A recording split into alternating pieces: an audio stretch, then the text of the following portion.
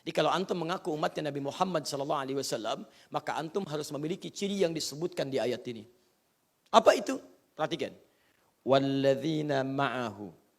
Adapun orang-orang yang mengaku bersama Nabi, baik semasa sezaman dengan Nabi, ataupun tidak semasa dengan Nabi, tapi mau mengikuti tuntunannya. Ciri pertama yang merasa umat Nabi Muhammad SAW itu, satu, ciri pertamanya dia mau mengikuti tuntunan Nabi. Menggunakan ma'iyah.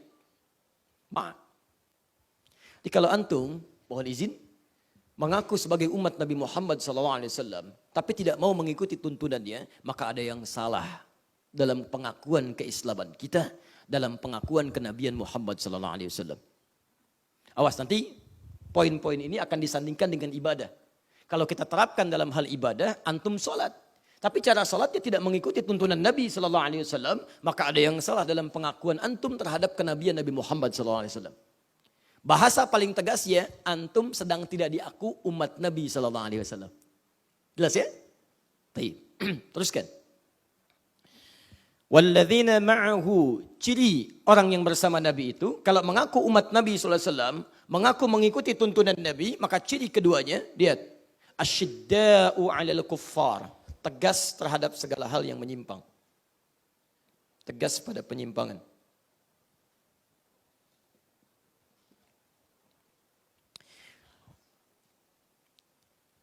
Tegas itu tidak selalu keras ya. Ya. Tidak memberikan toleransi, zero tolerance pada penyimpangan itu tegas. Berpaling dari yang mungkar itu tegas. Tidak harus keras. Ya, keras itu kan identik dengan sesuatu yang kasar. Cukup tegas, tinggalkan itu tegas. Antum lihat tayangan yang tidak bagus di handphone, begitu sedang buka handphone ada iklan. Gambarnya tidak layak untuk dipandang, tegas. Ya, antum palingkan, buang. Buang gambarnya. Kalau keras beda, begitu ada banting handphonenya. Masya Allah. Itu kasar namanya. Bedakan ya. Paham ya?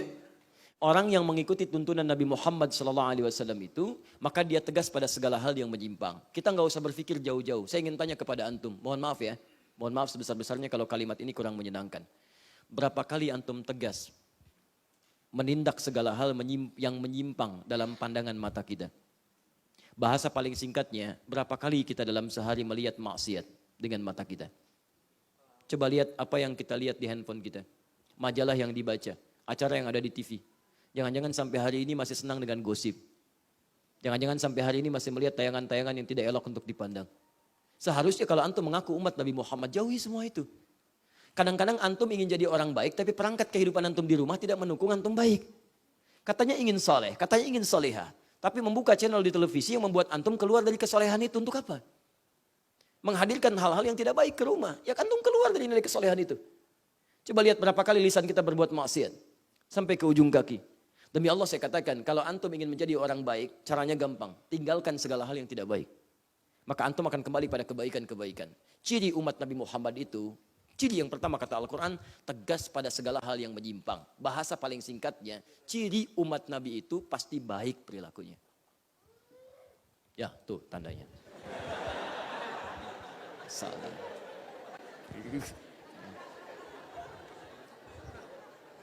Sudah?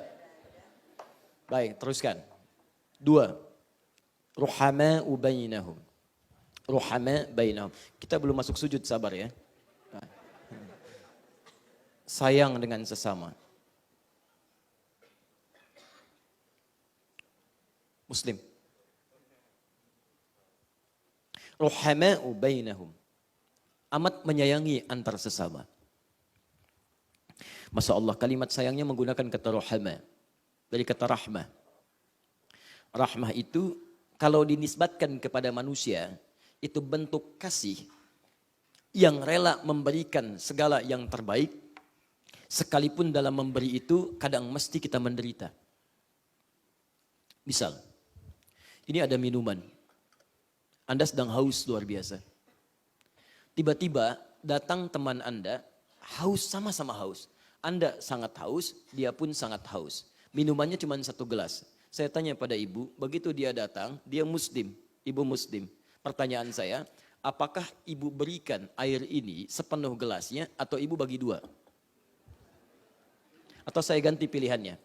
Apakah ibu berikan ini dibagi dua atau tidak dikasih sama sekali? Baik. Lihat baik-baik. Rohama itu berbeda.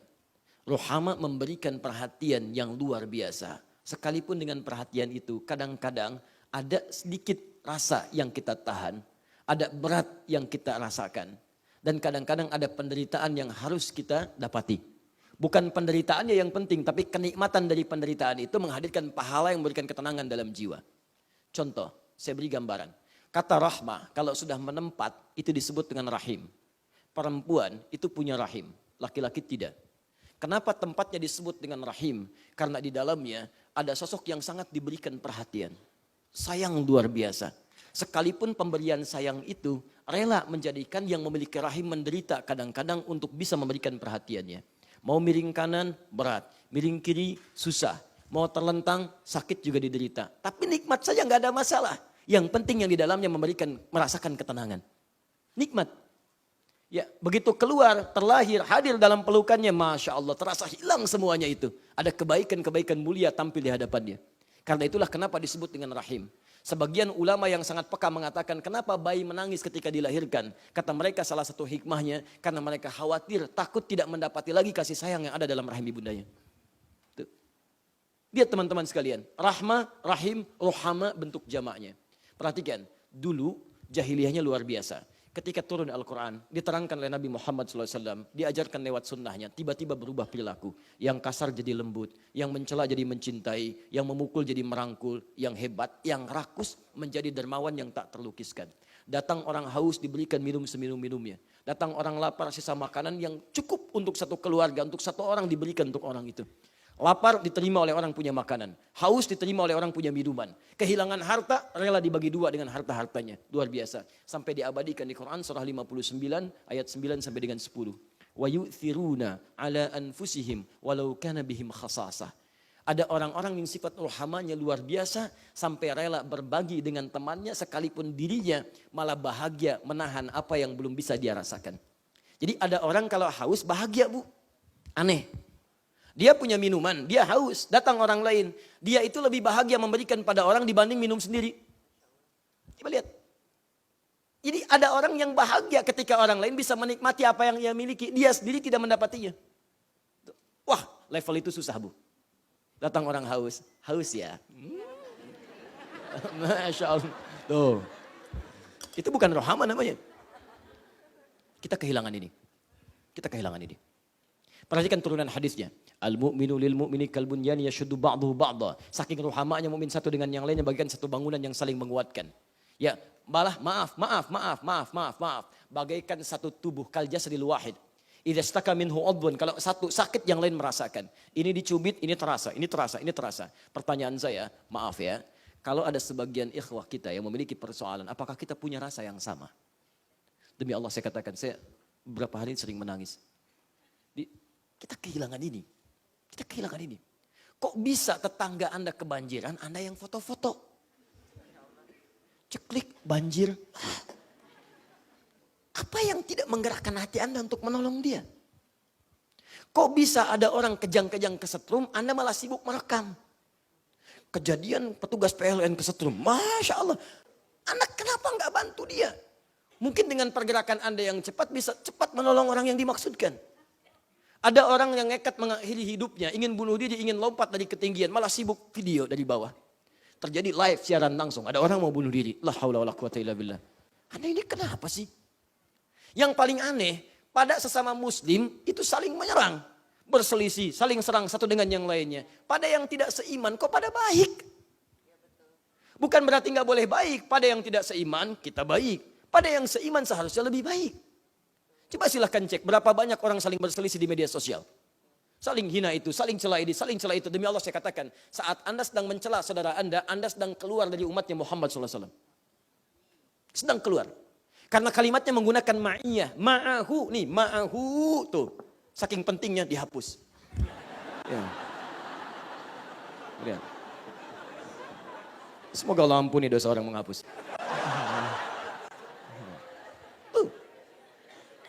Ma'iyah ini artinya kebersamaan, ma'iyah, ikut. Jadi kalau Anda melanggar ketentuan ini, Anda keluar dari rombongan ini. Keluar. Anda sedang berbaris, Anda keluar relnya. Kereta api kan ada relnya tuh. Keluar dari rel, berarti Anda keluar kan dari jalurnya. Anda keluar. Dan bisa bahaya. Kereta keluar dari jalur, itu bisa bahaya. Dia terjungkal, dia jatuh, dan banyak persoalan dalamnya. Sekarang Anda keluar dari ketentuan umat Nabi Muhammad SAW. Saat Anda mengerjakan hal yang dilarang oleh Nabi, Anda secara tidak sadar sedang keluar dari tuntunan Nabi, keluar dari relnya. Ya, silakan cek. Anda mencela teman Anda sendiri. Anda menggibahkan dia. Anda menuduhnya, Anda berbuat zalim kepadanya tanpa hal yang dibenarkan, maka Anda sedang tidak diaku sebagai umat Muhammad SAW. Takwalah kepada Allah Subhanahu Wa Taala. Paham ya? Yang paling hebat, 3 ciri ini, orang yang gemar ikut tuntunan Nabi, lihat baik-baik, kalau saya sebut tuntunan Nabi berarti dalam kehidupan, semuanya, dari bangun tidur sampai tidur lagi. Bangunnya ingin seperti Nabi, makannya ingin seperti Nabi. Coba tanyakan pada jalur kehidupan kita setelah Anda berusia puluhan tahun sampai hari ini.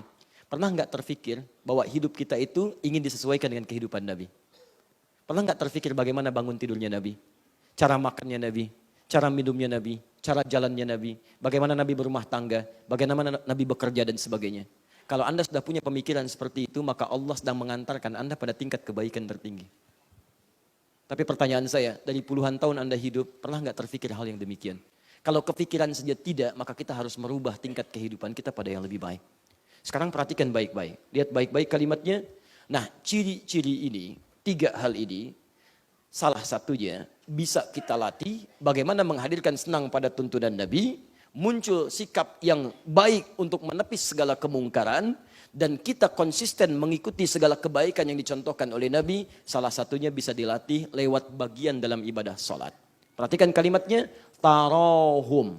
Umat-umat yang punya 3 ciri ini, ruka'an sujada. Mereka sempurna ruku dan sujudnya. Kita baru masuk ini. Ruku dan sujudnya. Jadi kalau dalam sholat kita, sholatnya benar, rukunya benar, sujudnya benar, di antara dampak yang dihasilkan dari benarnya ruku dan sujud ini adalah 3 sifat ini. Jadi kalau orang benar sujudnya, maka hal yang tampak pertama kali ini, dia lebih patuh dan senang dengan tuntunan Nabi. Jadi dia agak, kalau puncaknya lebih tinggi, dia selalu berhati-hati. Ya, ingin berpakaian, bagaimana cara berpakaiannya Nabi? Bangun dari tidur, dia tidak senang kalau bangun tidak sesuai dengan contoh Nabi. Dia lihat bagaimana bangun tidurnya Nabi. Mau makan dia cari bagaimana cara makannya Nabi. Jika Anda sudah mendapatkan level itu, biasanya itu berkorelasi dengan cara sholat yang baik. Salah satunya sujud. 2, asyidda'u 'alal kuffar. Tegas terhadap segala penyimpangan. Intinya bisa menjaga diri dari ujung kepala sampai ujung kaki. Maksiat dia jauhi, yang tidak baik dia jauhi. Ini benar sujudnya. Karena itu ketika orang sholatnya benar, kalimat Quran pertama yang disebutkan terbebas dia dari 2 sumber keburukan. Quran surah 29 ayat ke-45. Innas salata tanha 'anil fahsya wal munkar. Ini tegas pada yang menyimpang. Fahsya, munkar. Mata tidak melihat yang fahsya. Telinga tidak mendengar yang munkar. Kaki sampai ke ujung tangan menghindari keduanya. Ini. Jadi kalau sampai hari ini, antum sholat, tapi mohon maaf, fahsya masih dikerjakan, munkar masih dilakukan, ada yang salah dalam sholatnya, khususnya sujudnya. Terakhir, ini. Orang yang sujudnya benar, sujudnya baik, pasti punya sifat ruhama bainahum. Awas, yang paling berbahaya itu, antum rajin ikut kajian. Antum tahu ilmunya, antum catat. Tapi hasil dari apa yang antum pelajari tidak tampak dalam kepribadian antum. Sholatnya seperti benar sesuai dengan perintah-perintah atau tulisan-tulisan yang antum catat di catatan itu. Angkat tangannya begini, Masya Allah, sejajar dengan bahunya. Rukunya sempurna, sampai dengan sejajar kepala sampai bagian belakangnya. Tapi Masya Allah, ketika melihat teman, celak sana, celak sini. Masya Allah, selisih sana, selisih sini. Ini begini, ini begitu. Ada yang salah dalam sholat antum. Tahu teorinya, rapatkan saf, lurus, tumitnya yang lurus, rapat supaya setan tidak masuk. Teman satu belum rapat sedikit, hei rapat, Masya Allah. Ada yang salah. Ya, ada yang salah. Paham ya?